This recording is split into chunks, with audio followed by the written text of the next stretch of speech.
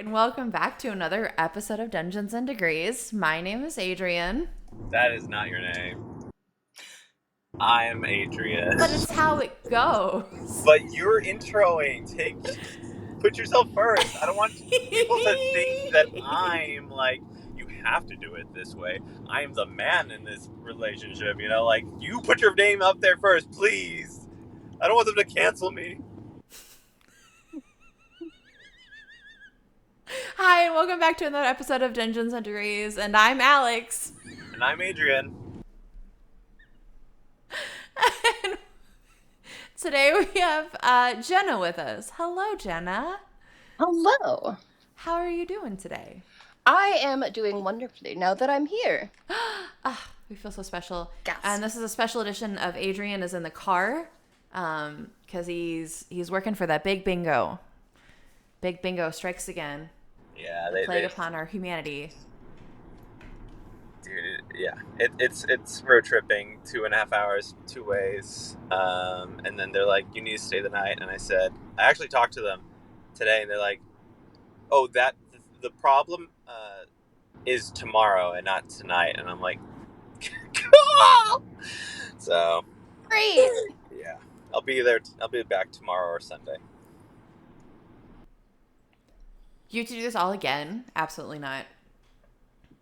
Big bingo, the scourge of our humanity.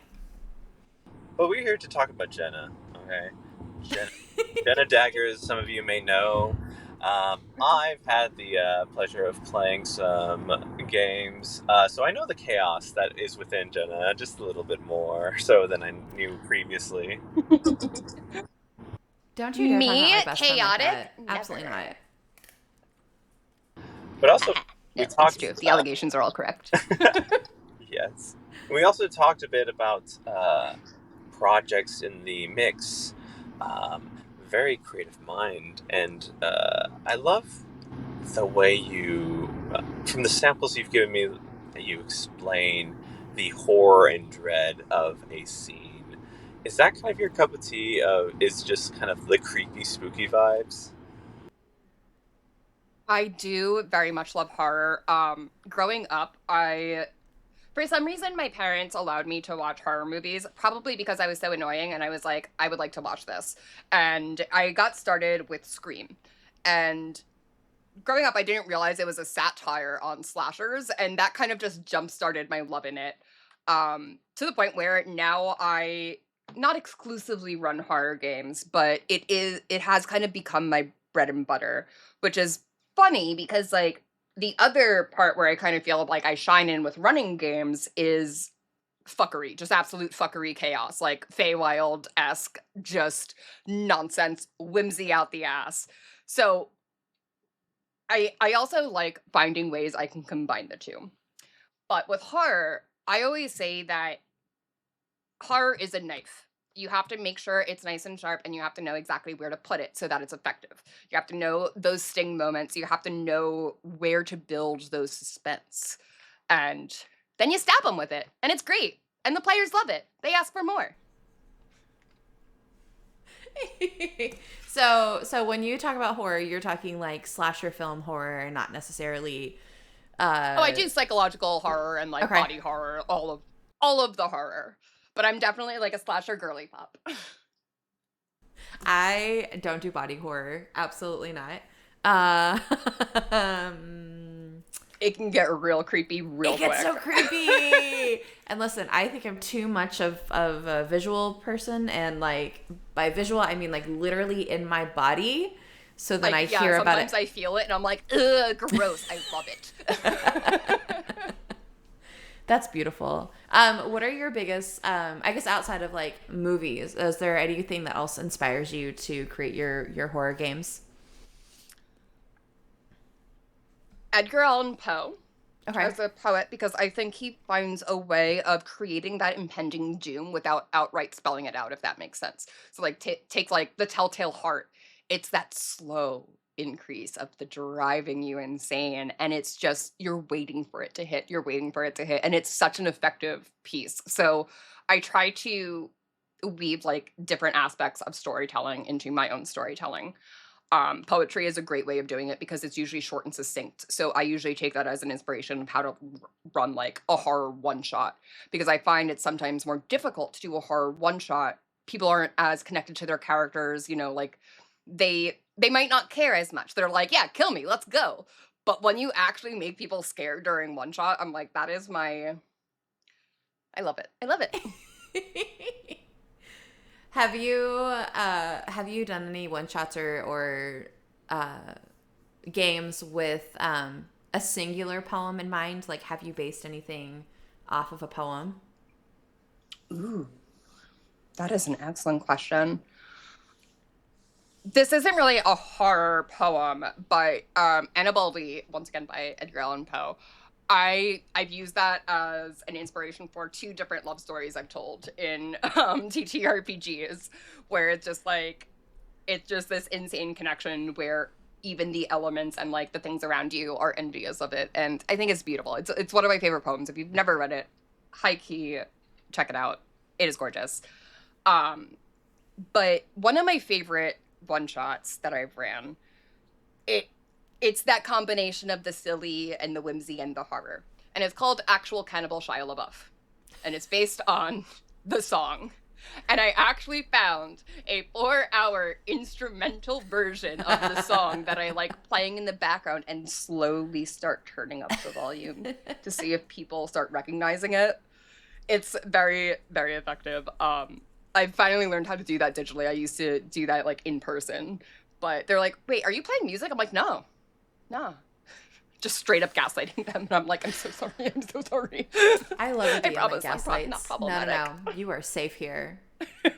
Adrian will roll his eyes but I love a gaslighting DM. And I think horror is the right place to do that. I think you can't say anything here in the car. I agree. So I'm actually working on this project right now called Pangs and Fangs. The actual first episode debut date will be announced hopefully by the end of this month, once I finish up some edits.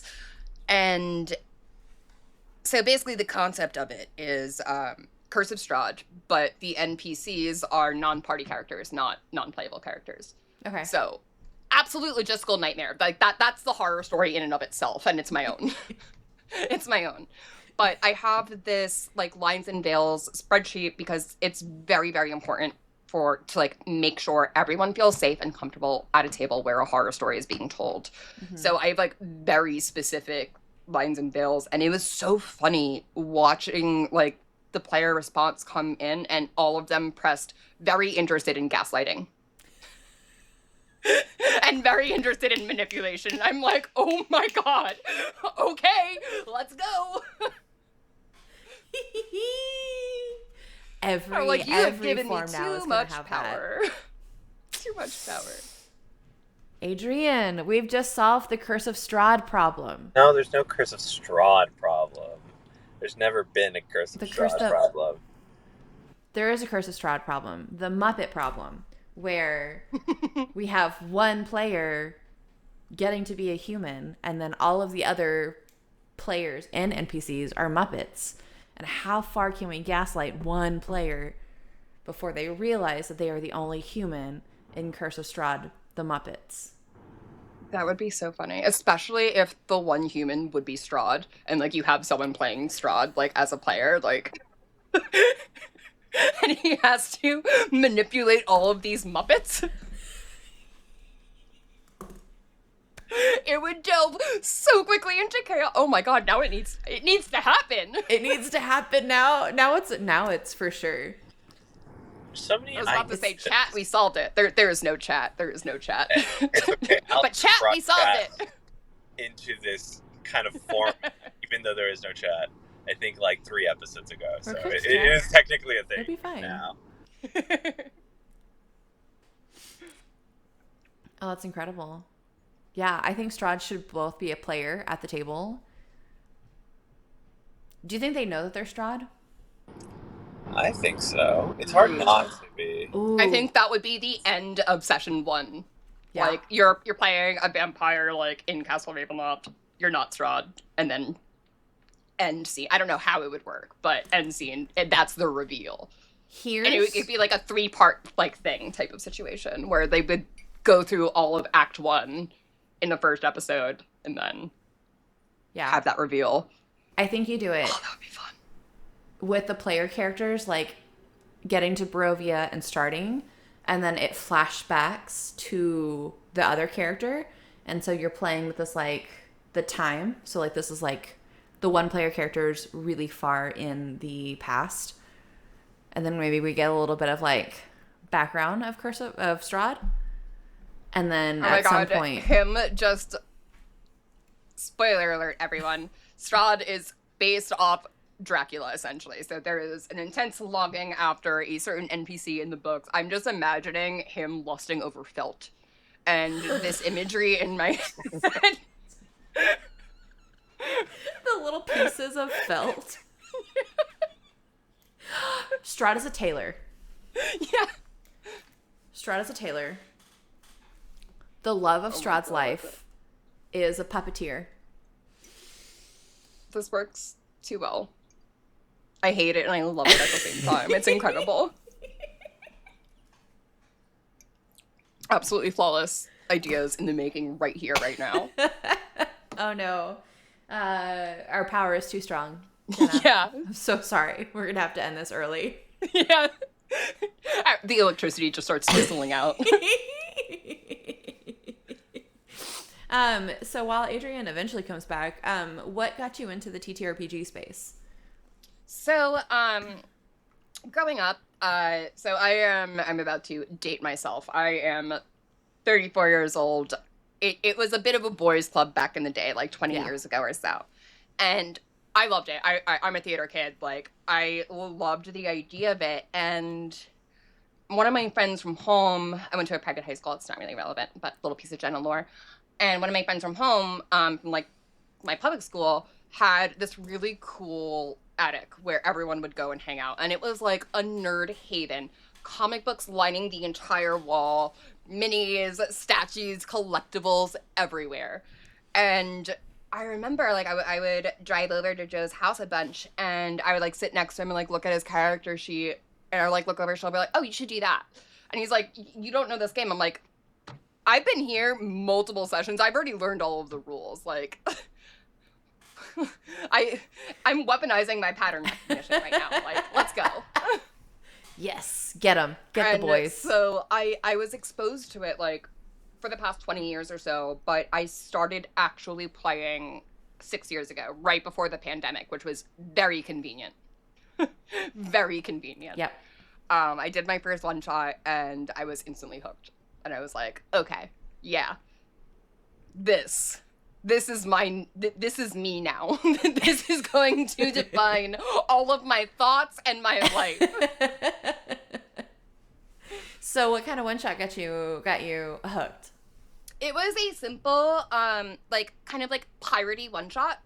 It was a homebrew, 5e, and I played a rogue, and so much fun. And then a year or 2 years or 1 year after that, like I started like getting invited into like an actual campaign, and then I played I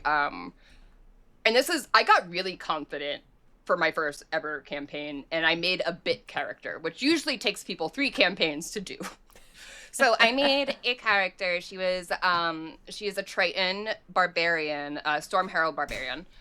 And she would flex her thighs and call thunder and lightning down behind her for intimidation checks.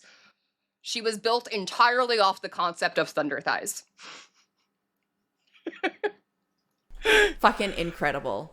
I loved her so much. And that also like kickstarted my love of barbarians. I had a problem where I only played barbarians for like a solid year. And then I made the good old friendship barbarian, which I was convinced no one has ever done this before, and then I learned everyone has done this before that has played a barbarian, where she would only rage if she saw one of her friends get hurt. And she was a very sweet little wholesome being, and I loved her. That was actually like in a Transformers campaign, so she was a beer truck. And I and stuff like this, yelled everything. So I had my voice would be shot at the end of a session, but it was so much fun. So Tyler, if you ever listen to this, thanks for that campaign. That's incredible. I don't know why I didn't think about being a Transformer until this moment, but Transformers and D&D actually work weirdly well, and the only reason why I now know as much Transformers lore as I do is because of that campaign. there's not a lot though, right? Like that, I feel like that one didn't go. Is there a lot? There's so much lore, yeah. There's like a lot. There's like a whole dinosaur line of Transformers. I don't. There's Okay. some sort of cat line too. I don't know. But yeah, lore goes deep, evidently. That's Which wild. was a surprise to me. I was like, I just want to be a happy little beer truck. That's incredible.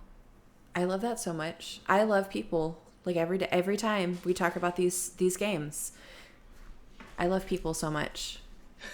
What has been your absolute favorite character to play? It's got to be Sauce.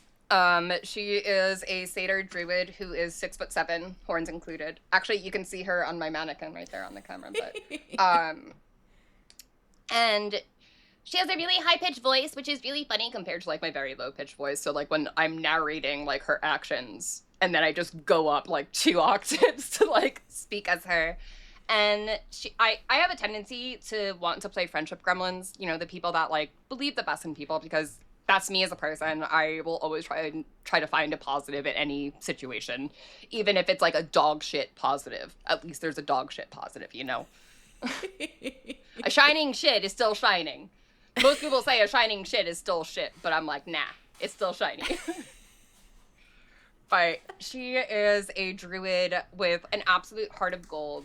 She is telepathic, has 0 social boundaries, does not understand that it's not okay to just go in people's head and say hi, type of situation. And she'll always try to ask people like their favorite color, while also creating secret fae friendship packs. So she's like, oh, hey, like, what's your favorite color? And like, what's your name? And like, she's not, can I have your name? She doesn't want the power. She's just like, I want to know your name type of situation, playing on, you know, the whole fae aspect of it all. And she has a list now of all of her friends that are secretly in packs, friendship packs with her, because she gave them glitter of their favorite color. And it's like the most wholesome thing. And she would never like weaponize it, but there is a very, very small part of me that wants to play like an alternate universe Sauce where she uses that for evil. But I would be so heartbroken doing it. So I don't know if I can. Like, I'm so connected to her. I originally created her as like just an unmasked version of me, kind of like dialed to like 12 to 15. Mm-hmm. And she has gotten into so many shenanigans. She has now since become obsessed with mayo. She started an entire mayo franchise because of her alchemy jug. Because I don't know why D&D Beyond and like Wizards of the Coast have decided to include the fact that you can fill an alchemy jug with mayonnaise. I'm like, this is way too specific not to abuse. So one of my favorite stories with Sauce, we are, and this is my good friend Justin's home game, maybe like 4 sessions into playing Sauce. Like, I haven't like gotten the full vibe of her yet, but this here secured the vibe. She has her alchemy jug filled with mayonnaise. And I'm like, hey, Justin. And now all my DMs know. Whenever I tilt my head and say, hey, name here, they know fuckery is about to ensue. And I'm like, so we're on this floating castle of cloud giants. And I see an enemy close to the ledge. And I look down. Well, I look down. Yeah, I look down at my hooves. Yeah, that's exactly what I do, not Sauce does. And she realizes, she's like, and then she looks at her alchemy jug, and she's like, what if I throw the alchemy jug and, like, skid it across and use the mayonnaise for ice skates and tackle someone off the side of this flying castle?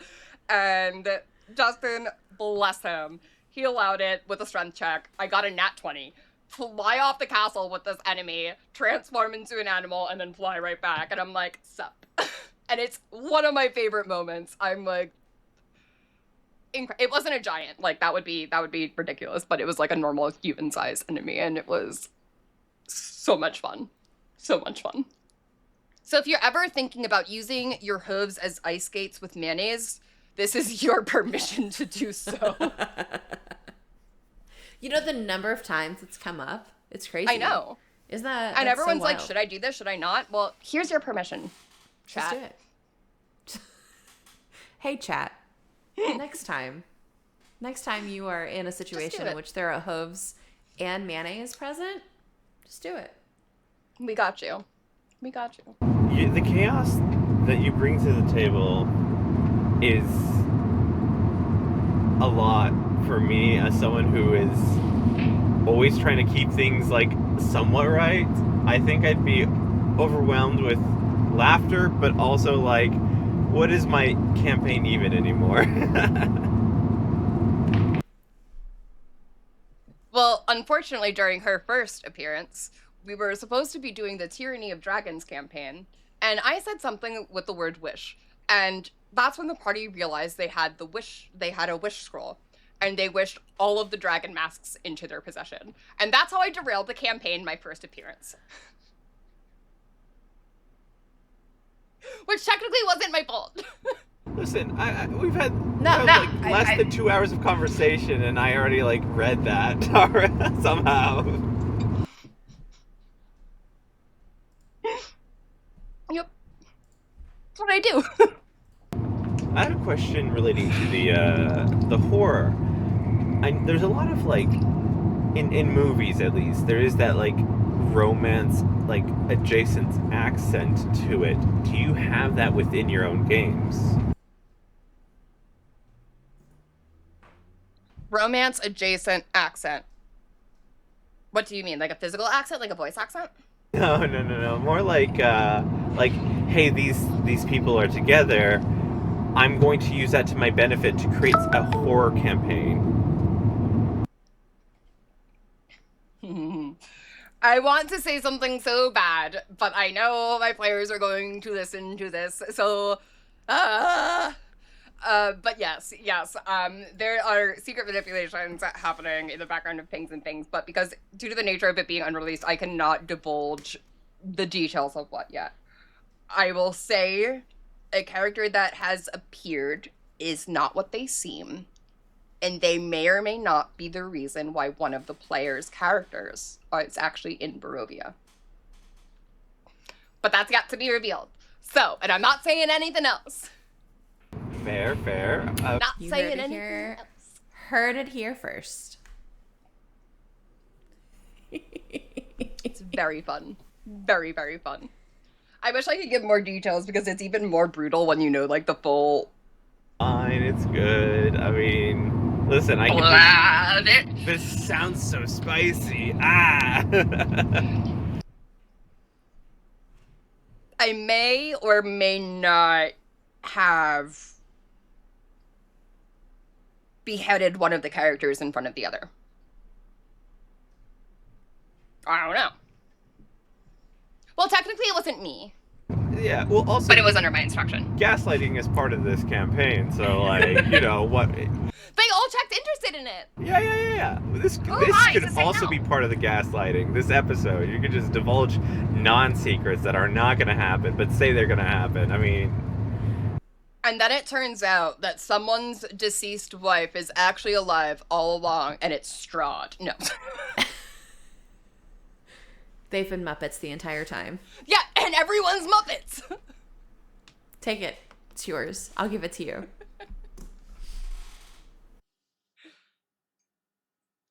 Did you start out, or like, what was your first like AP production on your, as you kind of like controlling the threads? This is my first AP production controlling the threads, and it is a fucking massive undertaking, let me tell you. Half my adventuring party is in Australia. So in New York, that creates approximately 2 days we can play a week, which is Friday night and Saturday night, which is their Saturday morning and Sunday morning, respectively. But my first ever AP experience, which hilariously enough, also dealt with someone in Australia and the scheduling problems there. And it was Saturday mornings. And the episode start time was 8 a.m. So I would have to get up at like 6:30 every single Saturday to do like extreme-ish makeup so that like you wouldn't see my giant bags under my eyes and whatnot. And I played a pirate named Sadie. She was a bardlock and she had a duck named Confit. And it was called A Bitter Victory. And I had my character had an ex-girlfriend in the actual adventuring party of the campaign with someone else with a crush on her character, and her ex-girlfriend is married to another girl in the campaign. So it was the messiest love story. So as a bardlock, it actually ended up being revealed that she gave a part of her soul up to her ex-girlfriend with what I like to call the sapphic sapphire necklace. And she would never say a thing because she would never want to interfere with the happiness. And it was very cute, but very fucking sad. The longing, the yearning. What else? I love telling yearning stories. Ugh. Those are my favorite. I'm a sucker. Me too. Me too. Especially if there is like a long-standing payoff that like doesn't happen when you expect it to happen, or if there's absolutely no payoff. And it's like that's what makes it even more brutal. I like those two extremes. Yep, I agree with you. Yep. Either it does pay off or it doesn't. With the this being your first, is there any lessons that you've already learned between starting it? Yeah, don't make your first project 40 plus people. Or do. Maybe that's your thing. Honestly, it's kind of working out for me so far, which is terrifying, and I'm just waiting for it to like crash and burn. But from what I've heard, people are having fun so far. So I think my advice would be focus on that rather than like the success or logistics or anything. I'm having an absolute blast right now, and it's showing me what I'm capable of as like a GM and like project manager. And I wouldn't trade it for the world. I would trade. I would like more sleep. I would like more sleep, but I would not trade. I would not trade it for it. So. What got you to switch from player to GM? I've always been a writer. I love writing. It's actually the reason why I moved to New York in the first place. I wanted to be either a music journalist or like editorial writer, and that never panned out due to a multitude of reasons. But that's when I started realizing I can really combine that interest and that love and that passion of writing and like telling stories with storytelling of TTRPGs. And it kind of just like clicked one day. I was like, oh, I can still write. It's just a different kind of format. Like it's more screenplay writing-ish. You're describing more of like the five senses and like what the characters and like the players are going through. Like it's about incorporating like the sense and like all of what they're hearing, things like that. Like the little tree branches that look like fingertips that like brush up the nape of your neck type of situation. And getting to use like writing hooks like that, I found is like one of my greatest loves of GMing.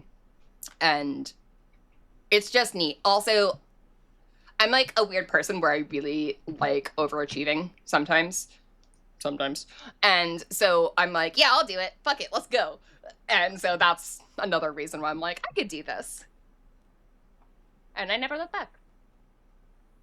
I love that. The overachieving is one that kills me, I think, every single time. Is there anything, especially with the state of the world right now, is there anything you would say like overwhelmingly to somebody who is deep in the dredges of either I can't do it, I'm scared to do it, or like what's your advice to the GMs that are scared? I think, well, first I would say your feelings are valid because it is scary. It is scary. Like you are taking people's like characters and like you're putting their fates in your hand, and like that is somewhat scary because people get attached to their characters, you know? Like sometimes like character bleed is a really real thing. Like both as like a player and a GM, like I felt horrible at times like for abusing my players' characters. I'm like, I'm so sorry. And I'm like, wait, this isn't real. It's fine. But what I would say is like start small, take the jump. do a little one-shot. Start with a nice little pre-written module. See how it goes. When I first started GMing, and I think there are different styles for everyone. There are people who really like, I believe what it's called, like, the lazy GM method, I think from, like, Sly Flourish or whatever, and where it's like, you have, like, 3 story points that could happen at a session, XYZ. That's a great method, but that didn't work for me when I first started GMing. What I liked doing is writing long descriptions of the rooms and, like, what they sense and, like, all of this and, like, setting the scene. So I would, like, over prepare to the absolute maximum, and that actually created the look for me. And now I can go into a session and I'm like, I don't know what the fuck's happening, let's go. So my advice is, like, just follow the love of it and focus on the love of it. You don't have to be good or great, but if you love it, you're already good or great. That's what matters, as long as everyone has fun. And even if they don't. And if you need someone to intimidate you into doing it, do it, bitch. That's my third piece of advice. Yeah, we need that in our lives. Just a lot of positive intimidation. I need that, yeah. Yeah, intimidation check. Yeah, seriously. Sometimes, people work in very different ways. Intimidation might just be that way that person gets motivated. Like, I think Alex, that's Alex right there. See? Yep. I don't know why you have to out me like this on this podcast all the time. Because, like... Your face is so red. No, it's not on me. Not everybody watches this via video. Some people stream it and just listen to our voices. They don't need to see my face. Also, if you're missing some context, her face is red for those audio listeners. You're welcome. I'm going to end this whole thing right here. And you're going to have whatever 32 minutes we have. Good luck. It's all -2. My first one shot I ever ran was about ducks. Please tell me more. And it was called A Foul Endeavor, FOWL. And the big bad, who was not actually the big bad, was named Madam Mallardy de Duckington. Please tell me more about this whole thing. I need to know the story. So Madam Mallardy de Duckington is a dragon-sized duck. A dire duck, if you will. And her lover has been frozen or crystallized into stone/crystal. And it turns out that the reason why for this is an enchanted pendant that is on the second NPC the party meets. And whoever has a passive, like, perception would be able to spot something glimmering around her neck. But most people don't, because it's typically level 3 to level 5. But if people put all of their points in it, I'm like, yeah, let's go. And so her love has been crystallized due to this necklace. And it's about kind of like uncovering that fact where this bandit tribe leader has this necklace around her neck. And she's the one who actually ended up, like, freezing the duck spouse. It's a sentence. And the party has to end up, like, going to the Duckington Lake Manor, which is on a lake. And they get, well, all of these little ducks that are actually, like, they can tell they're baby ducks, but they're, like, normal-sized ducks. They start leading them to the lake, and they get to have this interaction with Madame Mallardy where they can decide to either cut her down and end her wrath, or help her unfreeze her husband. And it's very, very fun. It's very fun. I love it. But it went on for so long because I didn't know when to, like, stop scenes and stuff. So it went on for, like, 5 hours. People were falling asleep, and I'm like, I'm so sorry. But now I've, like, run it multiple times since then, and it's always been a hit. And yeah. So even if you run something for the first time and it doesn't go as expected or as you kind of anticipate it going, do it again. You could even do it with the same table. It's going to come out different. Guarantee it.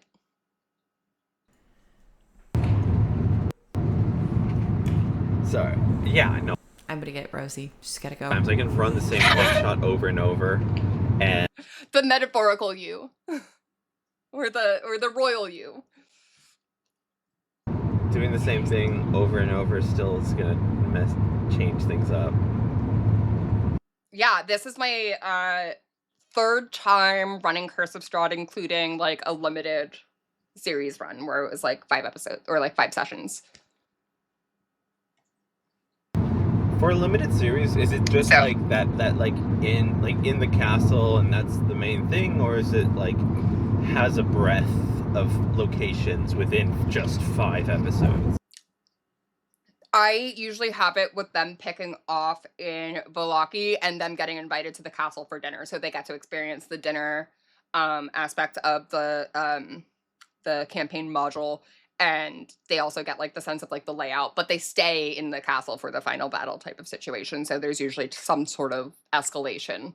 Usually it's the players being dumb and confronting Strahd immediately. Like, let's be so real. He gives very specific instructions. Don't do this, don't do that. You're cool here. You will be safe if you just don't do these like 2 or 3 things.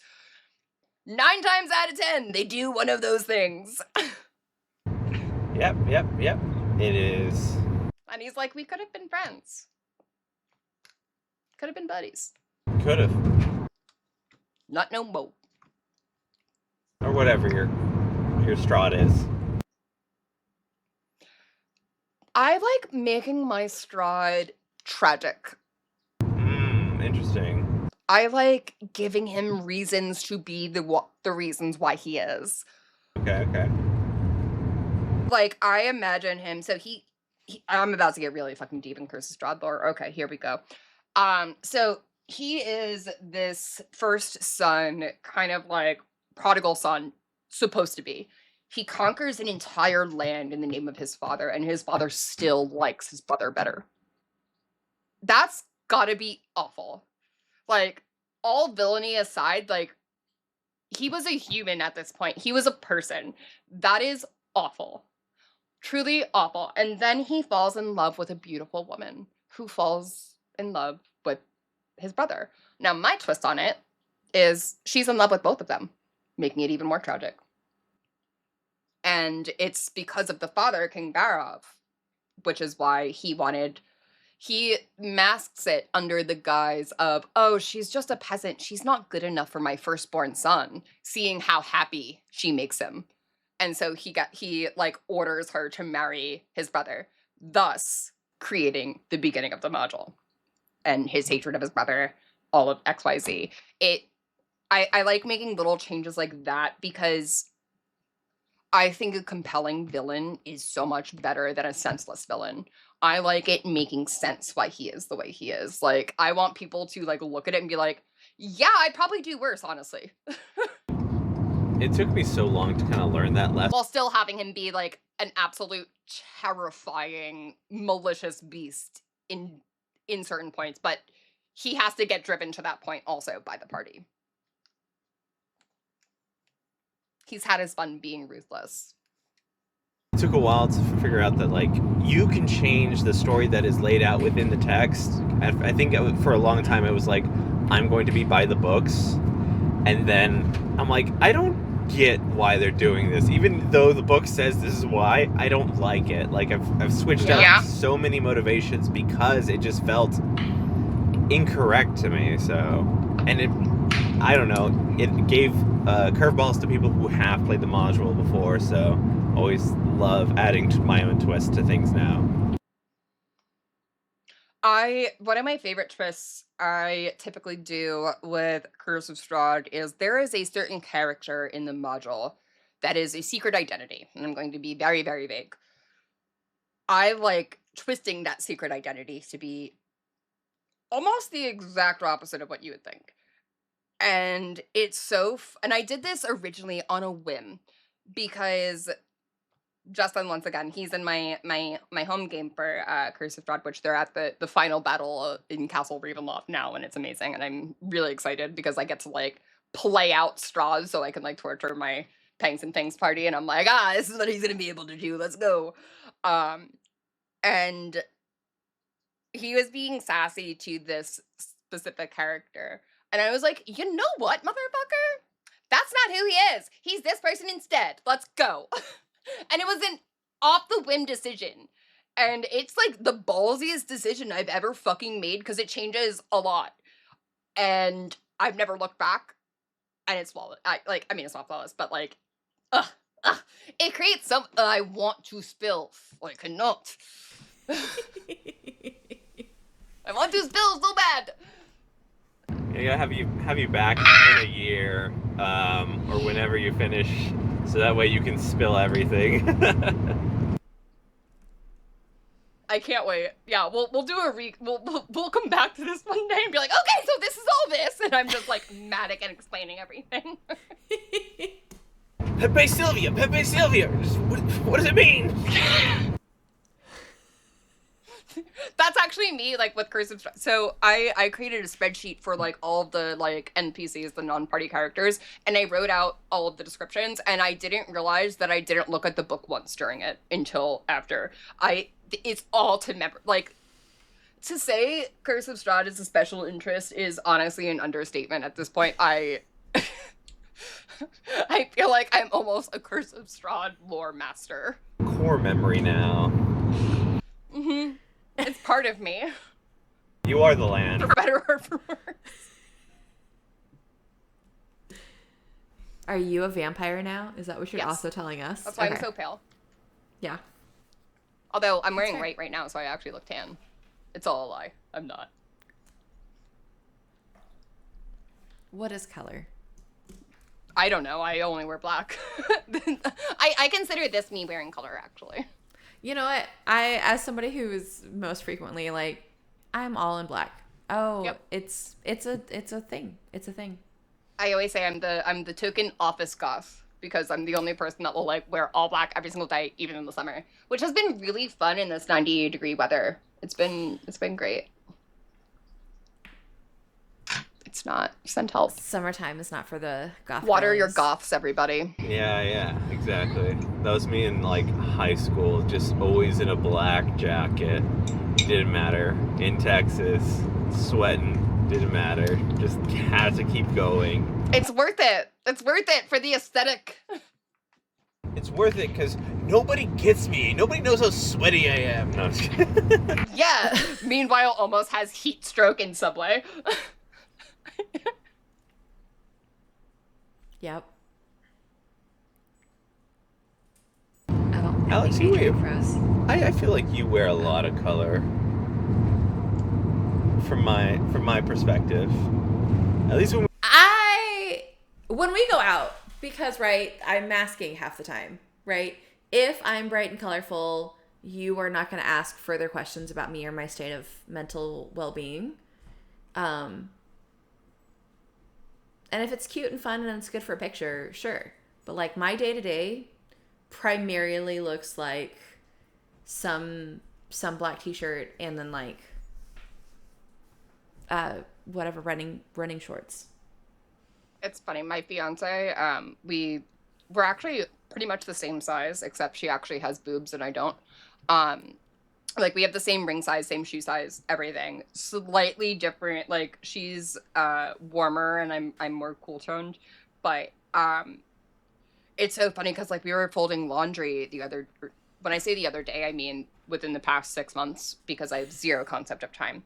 Mm-hmm. And she's like, babe, do you own any blue jeans? And I'm like, yes, but I never wear them because all of the ones in the dirty clothes are gray and black. Besides my army camo pants. And that's like the one source of color I wear. And I don't even camo can be considered color, but like, is it really? I mean, to the goths, it's so bright. It's so bright. It's blinding. I mean, compared to the rest of my closet, it is blinding. Dark green? Literally everything is black. It's so funny. The Sun is a paid actor. Jesus. The Sun was a paid actor for a moment. It was so good. Yeah. No, I don't know. I've tried. I have tried to break out of the complete blackness because I have imposter syndrome within the like being goth or being emo or like any of that. When my next concert is the My Chem concert in New Jersey, right? Like I can't be Jealous. the goth girl. Oh my god. Oh my god. I'm gonna die. I'm gonna literally die. I would sob, and I'm fine with that. Like, I'm trying to get tickets so I can openly sob at this concert.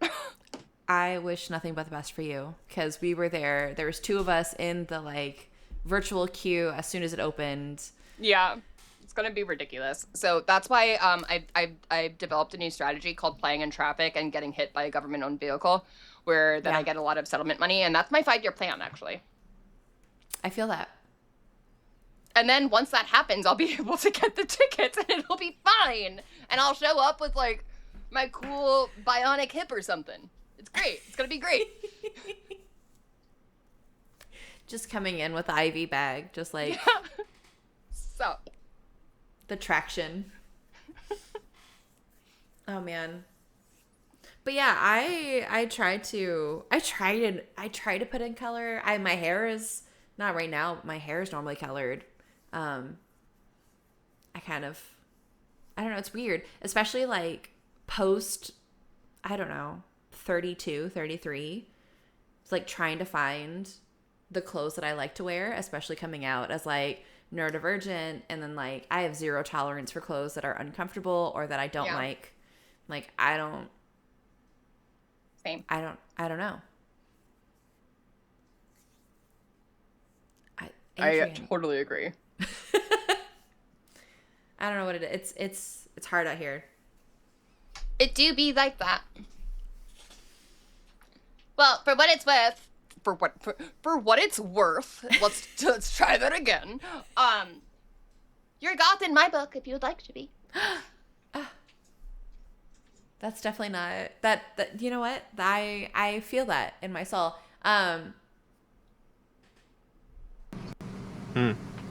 We know when Adrian wants to speak because we get like the feedback. The little because I'm on a phone. Listen, you're goth in my book because of other alternative. Because I know you, okay? Is it my taxidermy duck?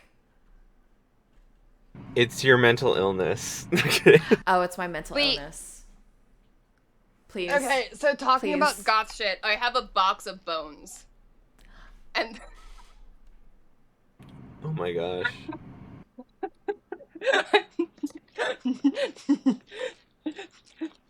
Not joking. What's your favorite bone in your box of bones? Ooh, okay. So it's actually separate from my box of bones because I want to make a jewelry piece from it. And it's this, what I'm pretty sure is a, it's gotta be a vertebrae of some sort. Because it's so cool. It's so cool. Yeah. But then I also have this one that I want to make an earring out of. Because it has like a little hole drilled in it. And I'm like, it would be so neat. So these 2 would be my favorite. How do you find these things? Where are all these people getting all these bones from? So, funnily enough, my friend Misfit gave me all of these at PAX Unplugged this year. She's like, oh, my bone friend, you like weird, creepy things. And I thought, like, they brought this out, and I thought, like, oh, like, I get to choose one. No, the entire box was for me, and I was like, this. What a gift. What a gift. So now I have all of these bones. And Adrian, it's really not hard to find bones. You just have to. I'm not looking down. It is in New York, though. It is in New York. Yeah. Because there's not, like, wildlife in your yard and stuff. Because I don't have a yard. I have a fire escape. I don't know. Like, I mean, I had a... What did I have? I had to get pest control for stuff, so I did have potential bones, just a bunch of corpses. You should ask the next time you need pest control if you can keep the bones. Yeah. I think about this very often because I drove by a full deer skeleton that I'm sure had very minimal cleanup, right? Just like fat and like skin. But yeah, it was all like dried out. And I think about that I should have just like pulled over, scavenged the bones. And I didn't. You could have had a bone box. I could have had a bone box. You could have had... I do have the cutest, I don't think I could find it very quickly. I do have the cutest taxidermy duckling that has been dyed black and has a little witch hat. And her little feet are like propped up in front of her. Already. She's perfect. She's perfect. She sounds it. She was it. I couldn't say no as soon as I saw her. But yeah, Adrian, there's bones. You could literally go on Etsy. Okay, but like, see, that feels. I don't want commercial bones. I want like. They're not commercial bones. Well, they're on Etsy. They're now commercial bones. They're now part of transactional commerce. You want to go find your own bones. Yeah. You know what? I think it's just I don't go outside enough. I just think that's, yeah. Outside is overrated. But that's where the bones are, right? That is where the bones are. It's very tricky. It's very tricky. The duality, inside, outside. The duality of bone balancing. Yeah, exactly. I mean, you're in Texas. There's a lot of taxidermists. Yeah. And people who get meat to process. True. Wait. Mm-hmm. Do they not use the bones in taxidermy? Do they not, like, use it to... Not all of them, probably, but, like, to support the... I don't know enough about this. Usually, like, wire supports inside. Yeah. It's wire, foam. Okay. Yeah. So there's bone bazaars out there, is what you're telling me. Yeah. There's actually a traveling... It's called the Oddities, Curiosities, and Flea Market. And they have literal bone vendors. Yeah. They have totes of bones. Totes. Like plastic totes of bones. And taxidermy. Interesting. Yeah. Interesting. And wet specimens. Mm-hmm. But, so cool. I know our friend Lucy has a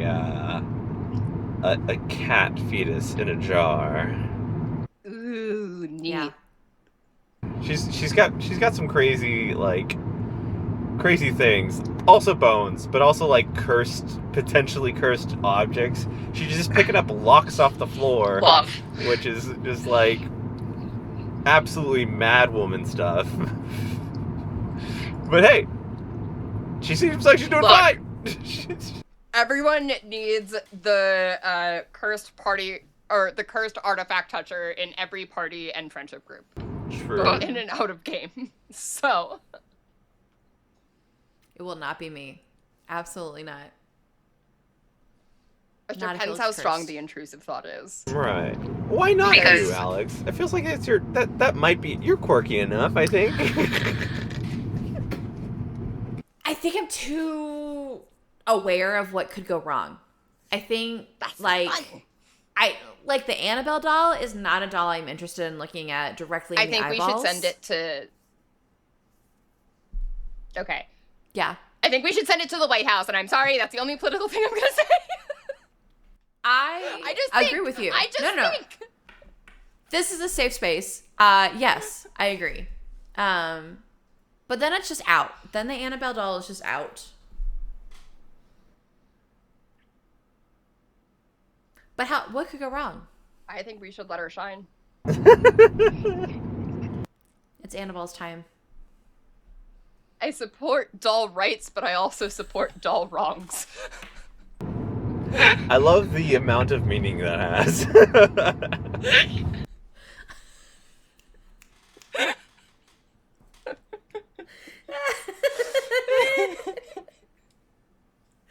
No, that's so good. It's so good. Oh my god, I just wiped my eyes with a tiger balm in it. Hold on. Oh no. Nice. Oh, it's gonna be so burny and icy. It was like the first time I ever cut a jalapeno. I didn't wash my hands properly, which was not a thing I knew I needed to do. And then I immediately took a shower and then washed my face and other parts. And I hated my entire life. And I said, I'm never. Hopefully you've not since made that No. mistake. No. That's crazy. Wow, look at us getting off topic. I can't imagine this being the podcast. Shocking. But I've never done this once before in my life, honestly. This is I can't even say that with a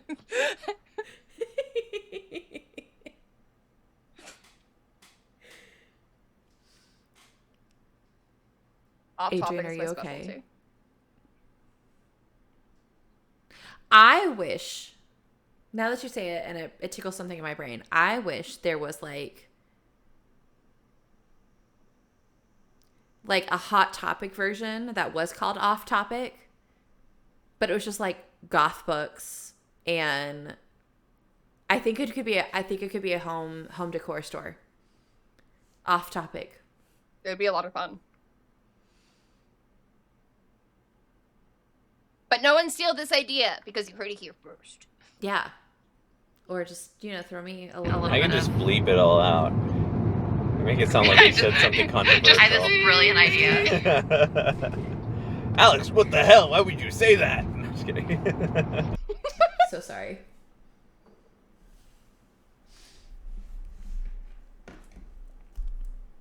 Adrian, do you have any more burning questions? No, sorry. I'm just watching myself not get hit and stuff, so. Wait, let's switch it around. I have one question for both of you. Fuck yeah, let's do it. Okay. What is your third favorite lizard? This is my go-to question. Third favorite lizard. Mm-hmm. Is a spotted gecko a lizard? Yeah. Okay. Alright, yeah, that's my third. Solid choice. I'm putting way more thought than I think I should be putting in this. My third favorite lizard, I think, would be... They tend to lead... Hold on. There's a lot of thought going into this. What are they called? I can see it.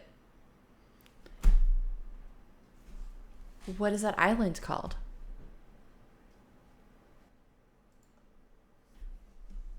You know what? I lied. My third favorite is a crocodile monitor. This feels like a lot of thought. I am so sorry. No. Never 'Cause I think- apologize for thinking about your third favorite lizard. I like Gila monsters. And then leopard geckos. Bearded dragons are my favorite. So I feel like it's got to be chameleons because they have the really, really silly eyeballs where it looks like pinholes staring into your soul with like little like orbs over it. They're just so silly. They're so silly. And then the second one, I forget the name of it, but it is this lizard that actually walks on water. And I want to say it's called the Jesus lizard. But I that might... Hold on. We're Googling it. Chat. Okay, well, evidently, Jesus Lizard is also a band. But there is an article on National Geographic called the Jesus Christ Lizard, so I'm so sorry for forgetting the second name, evidently. Just took the Christ out of Jesus They're Christ cute. lizard. Just It's okay. have dumb legs that just like... Basilisks. Okay, so it's basilisk, nicknamed the Jesus Christ Lizard, and they can walk or run on water by bicycling their hind legs and using their tail as a counterweight, and they're very silly. Very silly. They just like waddle across the water, and it's very satisfying to watch. I just like. But chunky anyway, now that we've boys. discussed lizards. What's your favorite dinosaur? Ooh. Okay.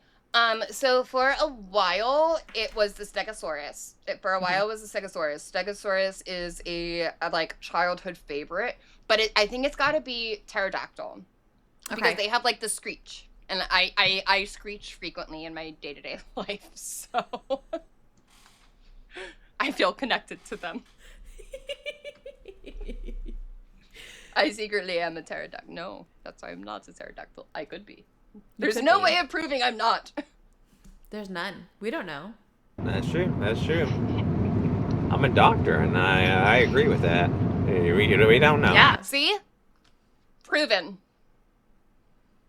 Adrian, what's your favorite dinosaur? The long neck one, because I liked The Land Before Time and Littlefoot was cute. I like how I had to do this. It unlocks memories. For anyone listening, I have my arm extended in a very, like, nice little wrist flick formation, basically trying to be a sassy-ass Brontosaurus.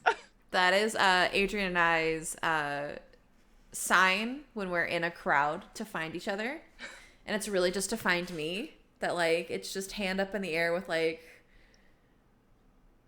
Yeah. And it comes in handy. Listen. Literally. Throw your hand up in the air, and they will find you. Because I'm a 5'5", and can get lost in the crowd. I wear big stompy platforms half the time, so... I love that. I have the croc platforms. Oh! Like, these are my... Those are so cute. My day-to-day. Which is wild. It's so funny because I've actually had to adjust my standing desk height at work because of my platform. So I have two settings. One for when I'm wearing my platforms, which is like 9 times out of 10. And then one for when I'm wearing like my less stompy platforms. That's what all of those memory channels are for, though. Like Exactly. It's an easy, you press a button. Why would they have 5 memory options if it wasn't for stompy platforms? There is no lie here. That's what I'm saying. My favorite dinosaur, just for the record, are Triceratops and then Pachycephalosauruses.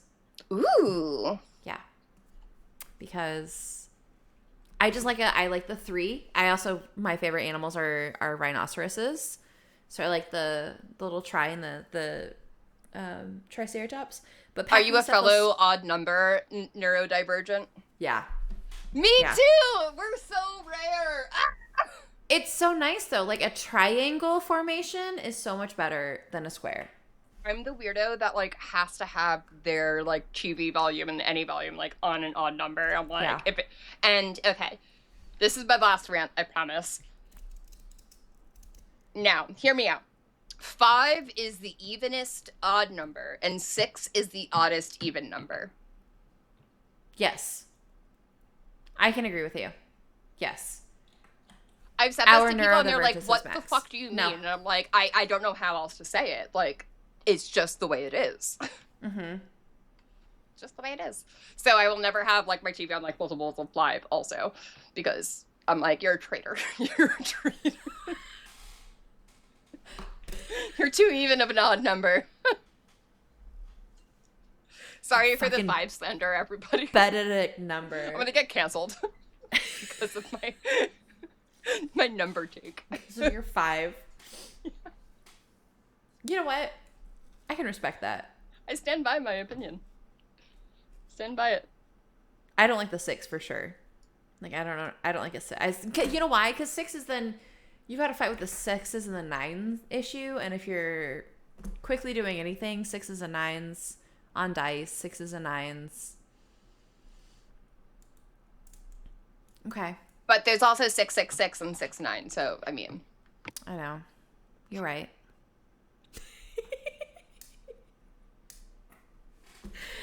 Adrian, we've hit the hour mark. Do you have any more questions? I can't tell. I'm sorry. I'm good. I'm just trying to make it there. Jenna, where can they find you on the internet? You can find me across all different corners of the internet in the name of Jenna Daggers. Sometimes it is one word. Sometimes there is an underscore in between it. The only time it's the underscore is on Threads and Instagram because someone took the name before me and I'm trying to bribe them out of it. I'm like, can I have it, please? Please? So that way I can just have it all universal. But that's where you can find me. And you can also find me on the Roll D5 channel as one of the narrative designers there. We have a great team there and really, really cool games and people always featured on that channel. So, and sometimes I'll show up when you least expect it, like here. 10 out of 10. Listen, you can always come back here. We can talk about everything. When we meet each other at the MCR show, we can. Yes, exactly. Yes. Flawless. We're going to put it out there. It's going to happen. I'm going to play in traffic at the right time. We have a whole month. Somebody could drop a Craigslist ticket. That's just a dumb price. Might happen. You can. Or I just befriend the entire band. Yes. That's my other 1 month plan. Yes. Those are my favorite TikToks right now of like people are like, I'm at the gym so I can pick Gerard way up and just run. Yep. Yeah. Thank you for joining us on another episode. Thank you for having me. You're welcome. It's been a pleasure yapping with y'all. Thank you. What am I saying? Thank you, dear listener, for joining us on another episode of Dungeons and Degrees. You can find us wherever pods are cast. So be sure to like, subscribe, give us 5 stars, tell your friends. Actually, just email all of this to any member of MCR right now. Yes. I would die literally knowing that Tag they 'em. had ever heard my voice. Specifically this episode, just let them know that we exist. And then we can find out their third favorite lizards as well. Oh my gosh. I want to know their third favorite lizards. I actually really do. I'm very intrigued. That's a really good question. Thank you. I do feel like I put too much effort into it though. Never enough. No.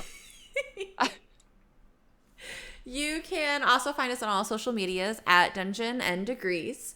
And then if you really just have that extra love in your heart, you can help support us at patreon.com/Dungeon and Degrees.